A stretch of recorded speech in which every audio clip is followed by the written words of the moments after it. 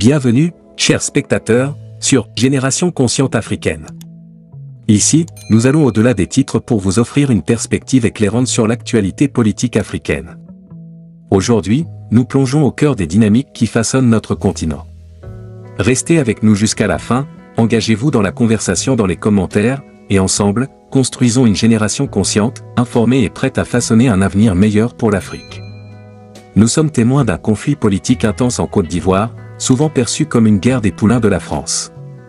Actuellement, le cœur de ce conflit est l'opposition entre le PDCI, Parti démocratique de Côte d'Ivoire, et le RHDP, Rassemblement des Oufouettistes pour la démocratie et la paix, qui se manifeste comme une lutte d'influence et de pouvoir, profondément enracinée dans les relations historiques avec la France. Récemment, des militants du PDCI ont qualifié le conflit entre le gourou du restaurant et Guillaume Soro de « guerre des anciens rebelles », indiquant une lutte interne parmi les anciens acteurs des conflits armés en Côte d'Ivoire.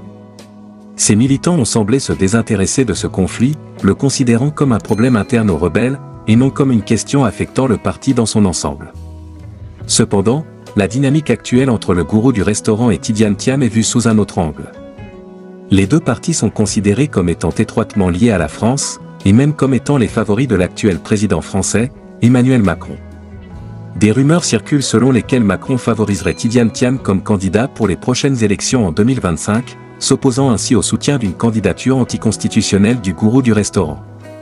Macron aurait conseillé au gourou du restaurant de se retirer en faveur de Tidiane Thiam, remarquant l'orientation panafricaine de Guillaume Soro, en opposition à la politique de la France-Afrique. Le gourou du restaurant, refusant de céder, aurait mobilisé ses lieutenants pour attaquer Tidiane Thiam et utiliser le système judiciaire pour entraver ses actions.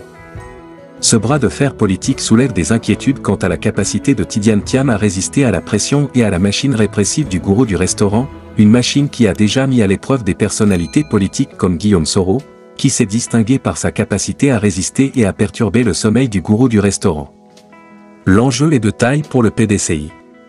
Si Tidiane Thiam ne parvient pas à tenir tête au gourou du restaurant, le parti pourrait subir des conséquences désastreuses, voire être complètement neutralisé par le gourou du restaurant.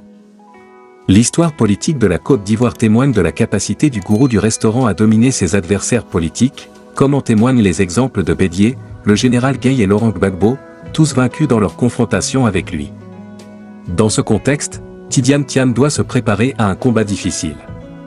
La confrontation actuelle entre le gourou du restaurant et Tidiane Thiam est perçue non seulement comme une continuation de la guerre des héritiers d'Houphouët-Boigny, mais aussi comme une lutte représentant les intérêts et l'influence de la France et de son président actuel en Côte d'Ivoire.